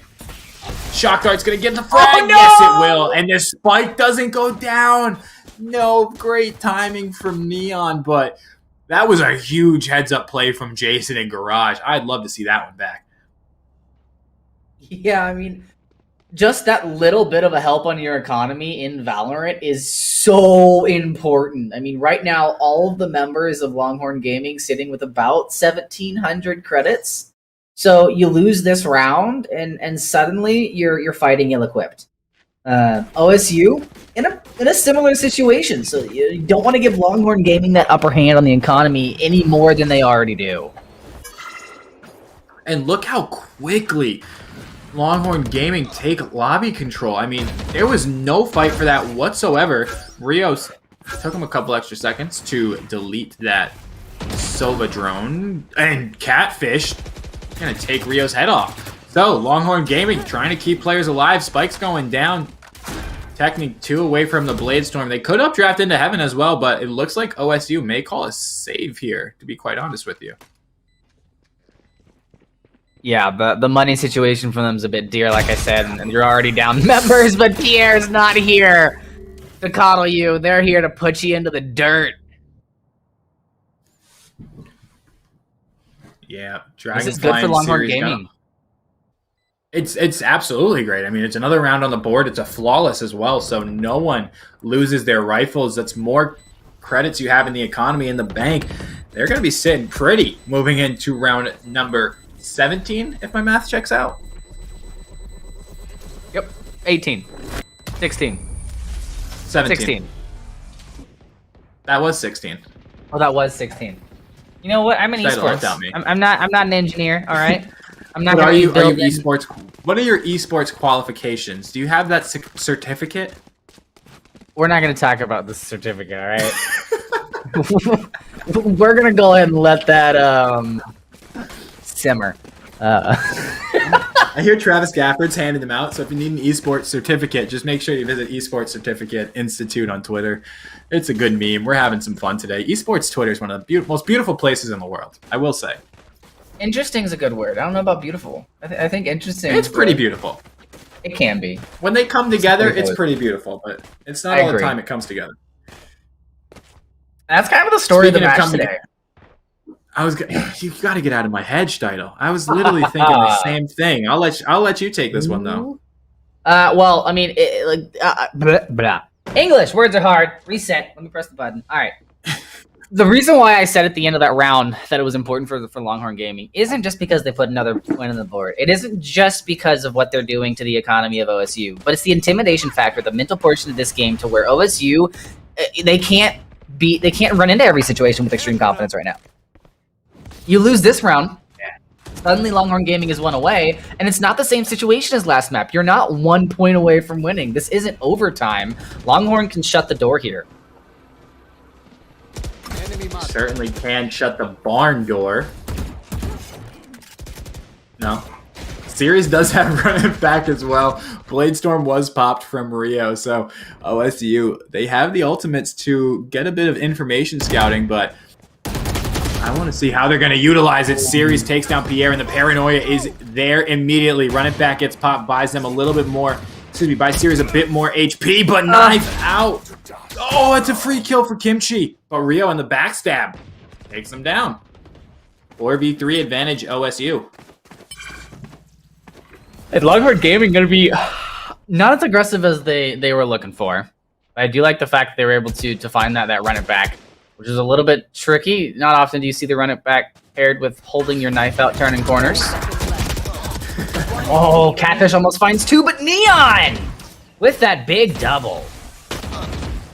Oh, jump peek. Jason, they're just gifting kills at this point. Jason has the opportunity to go huge. Dragonfly, is that the Ares? Yes, it is. Polyfrog Ares in hand. They can spam this if I'm not mistaken. Look to your left. Spike planted. Oh, wait up. Jason can get off point. They have Hunter's Fury. Oh, no! Dragonfly just barely ekes it out. It's like when you try to catch a firefly and you see it light up and then you go to close it in the jar and the light just goes away, so you lose it. OSU, first to double digits, 10-7. And for Longhorn Gaming in that last engagement, you know, the Hunter's Fury may have been a little bit much to commit, as that's going to become important in these following rounds as OSU gets a little bit closer to taking the map. But I would have liked to have seen Neon move over to Long. Don't give up that sight line. You know that the Cypher is over towards defending spawn. and if you go back to Long, then you have the chance to use your shock darts to delay the defuse a little bit. Hopefully get your recon dart back in that time period. And then if you need to, you can commit that Hunter's Fury and secure your team the round. And speaking of things that I expected to help these teams secure some rounds, is we haven't seen an operator. Rio, oh, you naughty armadillo. You slippery pickle. Rio's in a great position. If Pierre pops through this window, they can hear all these reloads going down. Rio gonna play patiently. Spots the gun barrel. Takes him down. No reason to have the trigger discipline as Pierre by themselves. Dragonfly has this Odin looking to make it go burr, but Killjoy lockdown is going to come out. Tries to clear sight. Everybody should be safe for the most part on the side of OSU. No players detained. We go for the spike plant. Oh, but Neon just deter the spike plant just a little bit there. Now it's going to start to go down. It stopped again.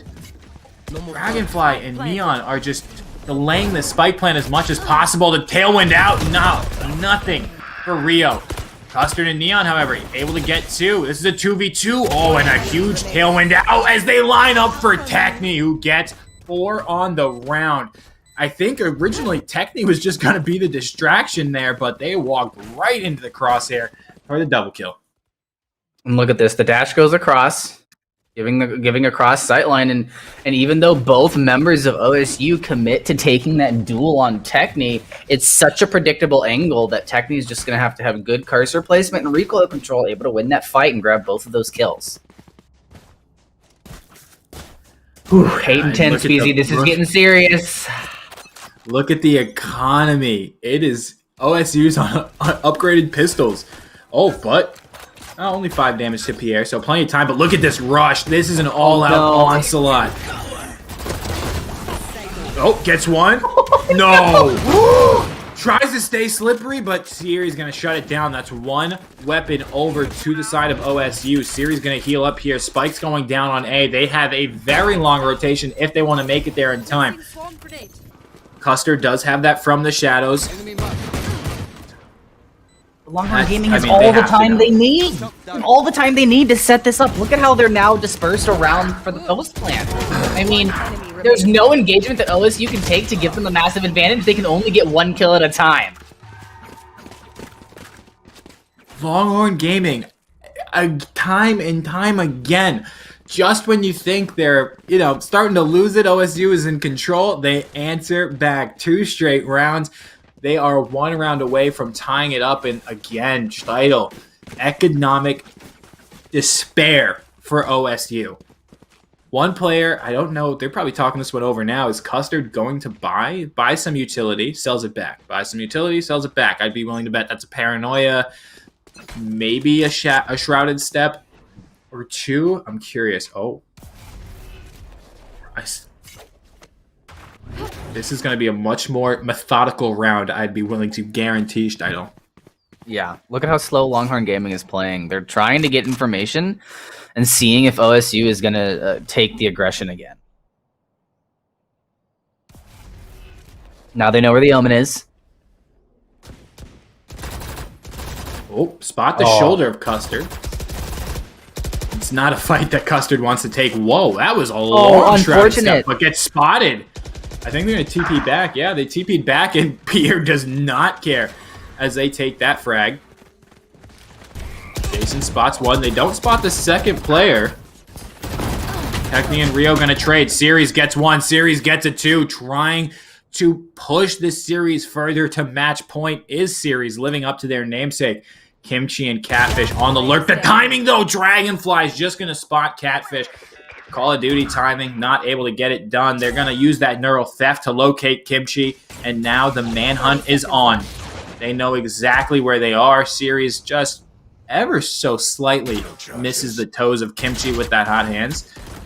But does get a dink and does secure the kill. So Kimchi, 20 seconds left. They don't have time to really rotate out, but they will have to hit this go button if they want to win this round. They dink Dragonfly. They have to push. They can win this one, certainly, but gonna save the weapon. Shadows traveling. And round number 11, OSU. That's smart from Longhorn Gaming. It's the right decision. You give them the kills. They have a little bit more coming into this round. You back out.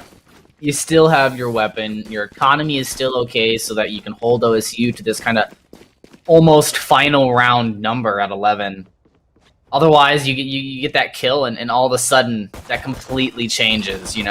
One more kill, and Neon is only 3 orbs away from having that Hunter's Fury up, and that's the last thing you want online.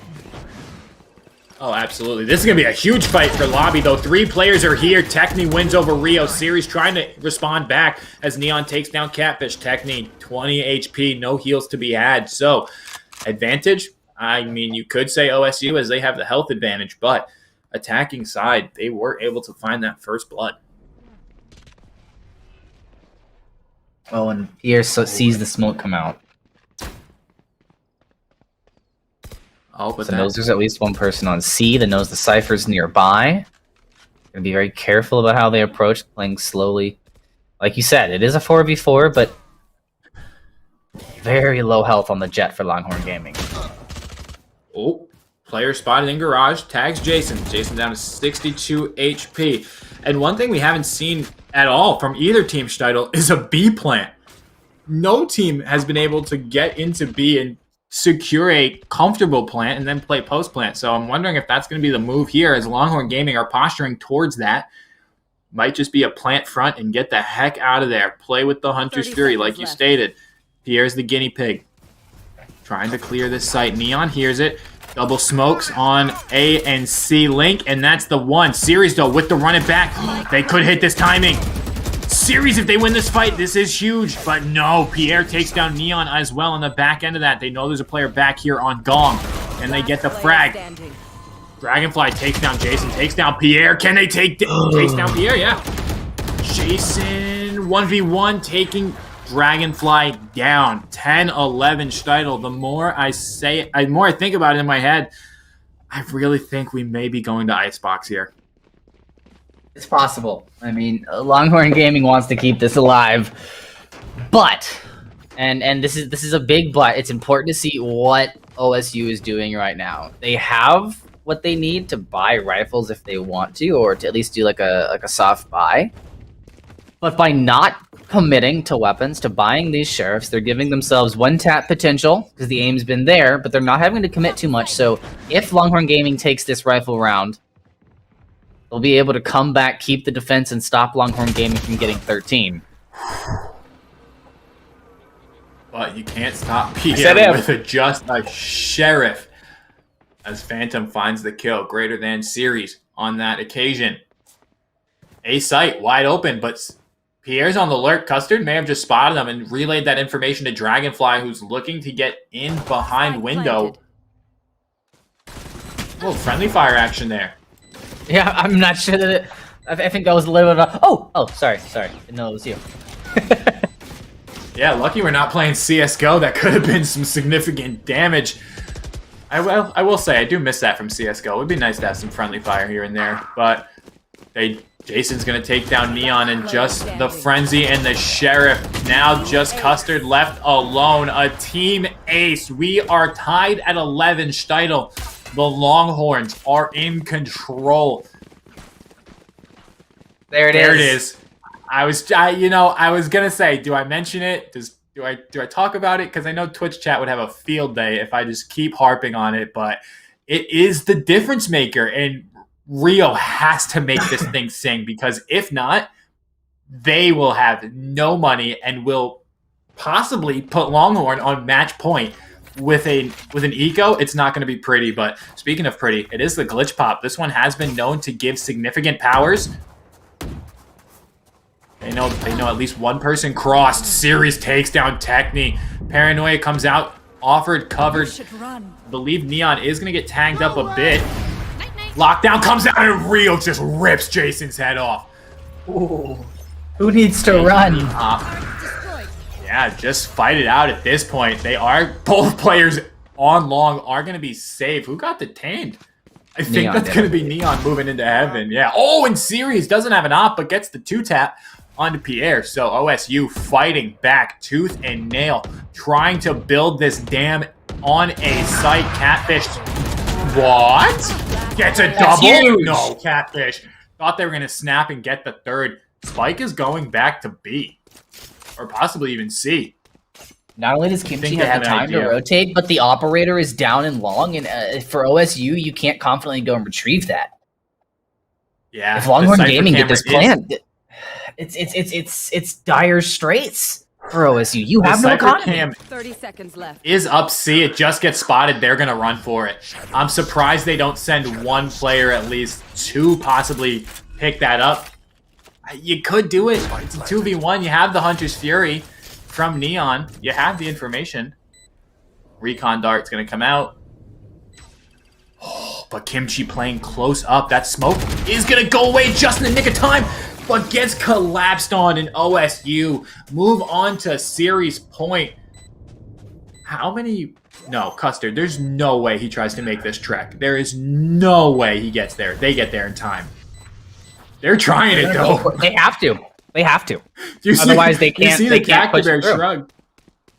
I actually think they might get this.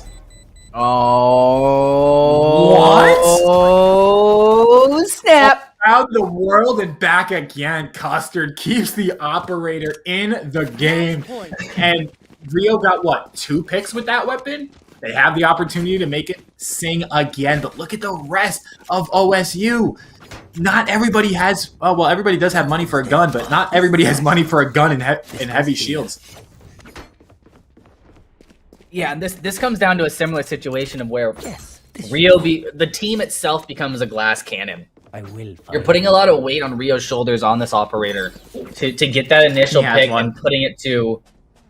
There it is. Title, this is it. This is what I've been asking for, and Rio comes out on top.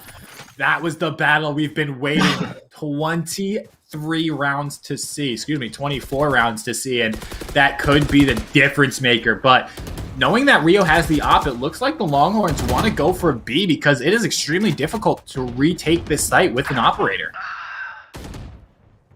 Good opening pick from Jason. You know, Dragonfly off of the table. It makes it means the Cypher camera isn't there. There aren't going to be any traps hanging around. Run it back. But it's a slow game for OSU. Fury. It is From the Shadows and Empress available for Longhorn Gaming, and Run It Back and Hunter's Fury available. Oh, was that got nothing? A? Yeah, I didn't really spot anything. Custard going to spot Pierre and get traded out by Catfish. So 3v3 Ultimate Economy is now certainly in favor of OSU. Both players with their ultimates for Longhorn Gaming are down, and again, posturing back towards this B middle position. Look at how deep OSU is playing. They are playing. They're just going to stick together and play retake. They have to. I think if they even hear the spike get capped, we're going to see Neon pop this Hunter's Fury and just spam middle. I mean, that's why he's standing so close to that wall. You got to make sure that you're close enough to be able to have some sort of impact. But ooh, none of them are going to find any hits. And Series, the Run It Back gets deleted. They're going to push this. Doesn't take any damage. Rio drops the op for the 8 for the Vandal, and Series gets a frag. Rio gets a frag with the shorty. Rio is going to close it out. OSU are going to win the game. 13-11, two extremely close maps from these two teams, and Longhorn Gaming, take a bow because you made OSU fight for that one tonight. They should be proud of that performance. They should be proud of that performance indeed. I mean, and for Longhorn Gaming, this I don't think you take this as a loss in the mental state. You know, on your record, it's a loss. On the record, it's another 2-0 for OSU. But you push them into overtime on the first round. You push them into playing a kind of Valorant that they don't like to play. OSU doesn't like to sit and be passive. You know, they like to take it to the other team just as much as the Longhorns do. Issue is that we saw OSU do a lot more with the information, and they did a lot more towards actually gaining that information, whether that's making sure you have 3 people on A long so that if you do get traded out, you have somebody there to cover it, and there's somebody who can get out of that situation alive to kind of help the rest of the team with the repositioning for the retake or defending the plant or whatever it might be, or if it's just letting that Cypher camera sit on a site. The amount of advantage it gives the team, very apparent in today's matchup. Yeah, and I think right now, if you're OSU and if you're Longhorn Gaming, you kind of have to start to evolve with the meta. Tonight, we saw some extremely comfortable picks, and we talk about gathering intel. Neither of these teams are really able to do a ton of that other than Dragonfly on that Cypher and Neon on that Sova. So I would like to see them try to experiment over the next coming weeks going into playoffs if they are able to qualify. I know OSU is locked in, but Longhorn Gaming, if they want to make a deep run into this tournament, which they proved they can put up with some of these big teams, especially tonight, I think we're going to have to see them diversify that agent pool and start to experiment with different maps as well. But Title, we're going to head to a brief commercial break. When we come back, I believe we're going to have a player joining us from OSU for an interview. So stick around. We'll be right back.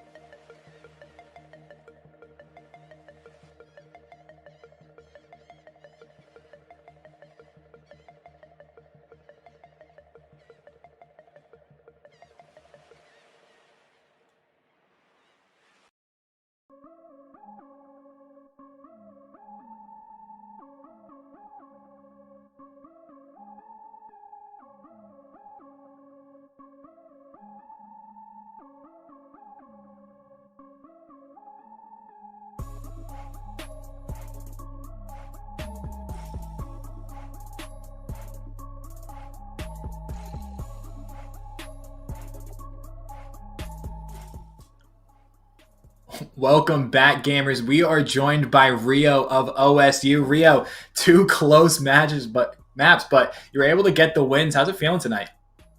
Feeling pretty good. The win was, I feel like, well deserved for us. Absolutely. We've seen you guys on a hot streak, and moving into map number 2, last couple of rounds, Steidl and I were talking about the importance of the operator, and you guys really saved it until the very end when you needed to have some impact. The op was in your hands. Is that something that the team just kind of stays away from, or is that something that was like, hey, we have to bring this out if we're going to take this map? Yeah, so we've kind of found that sometimes opping against certain teams is more effective than others, and against this team, opping was definitely the strategy. The problem we had, however, was getting the economy to have an op on a buy round where everyone was synergized, and once I got it once, I never lost it. Yeah, we talked about how important the jet battle was with the operators, and you definitely were coming out on top of those jet battles pretty consistently.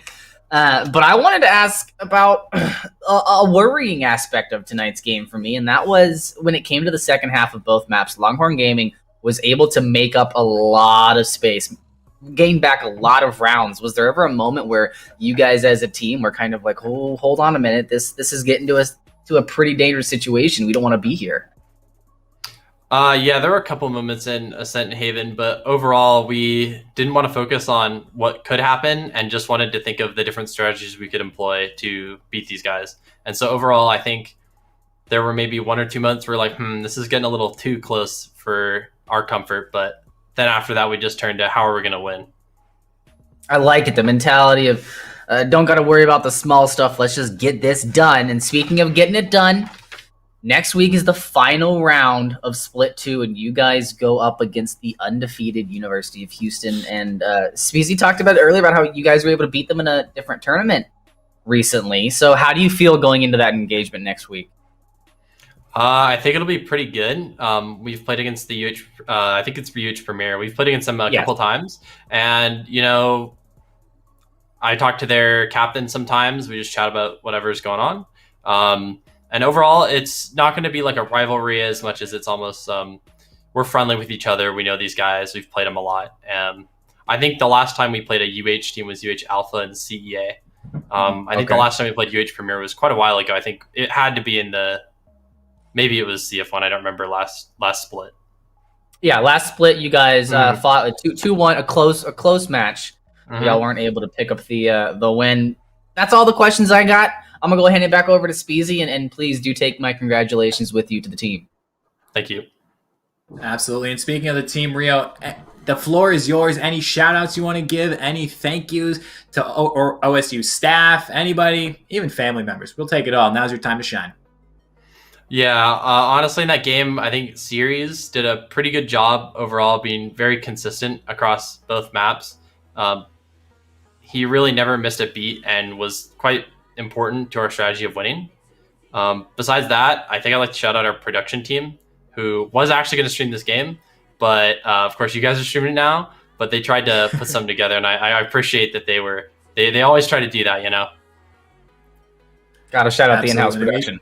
Oh, of course. And we know you guys have a fantastic facility, but unfortunately looks like right now playing from home. So I'm sure when you guys all get back together, it will be electric. That's going to do it for us, though, here at CF1 tonight.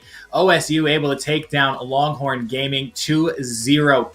It was a close one, but they got it done in the end. Make sure you join us tomorrow night as we see the West region, the heavy hitters, the powerhouse region that it is. They will be starting at 7 p.m. Pacific, 10 p.m. EST. We'll see you tomorrow night, folks. And hey, if you haven't, make sure you follow CF1 on Twitter for all of the most recent updates as well as the power rankings. Make sure you flame Scotty for his secret formula because we want it released. We'll see you folks tomorrow and have a great night.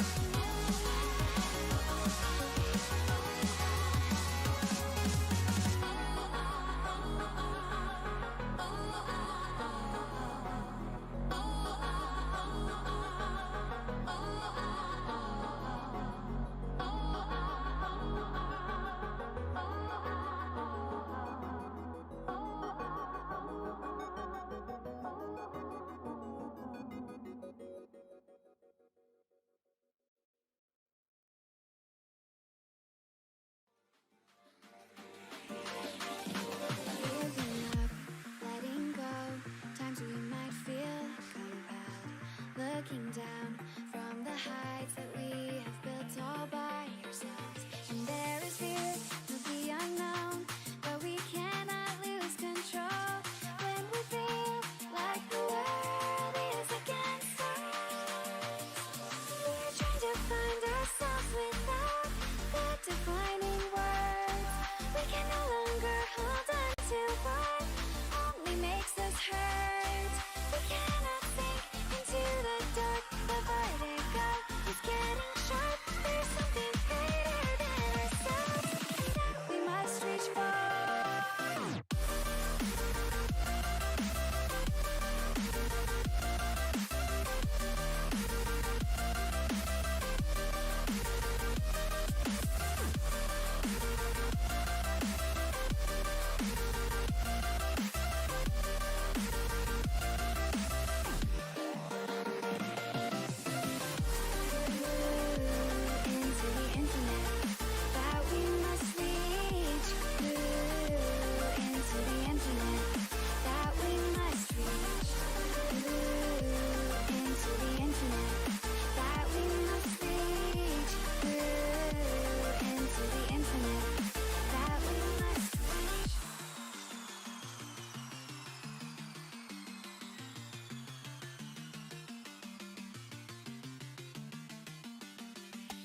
Now which way do we go is the question to ask.